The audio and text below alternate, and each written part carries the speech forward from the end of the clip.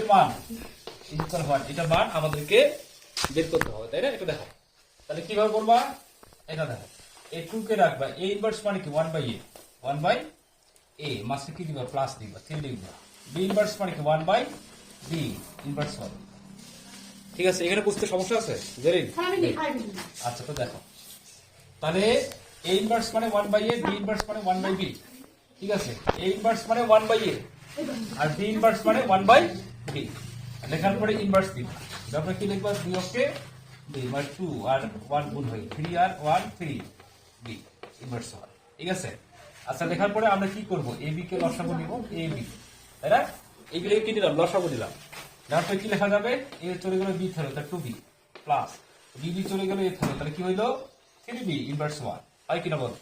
আচ্ছা লেখার পরে যেহেতু ইনভার্স আছে তাহলে কি নিচেরটা উপরে উপরেরটা নিচে, তাহলে ab টা উপরে চলে গেল 2b নিচে 2b কেন 2b এখানে 3a হবে। ঠিক আছে, আর 3 এটা হচ্ছে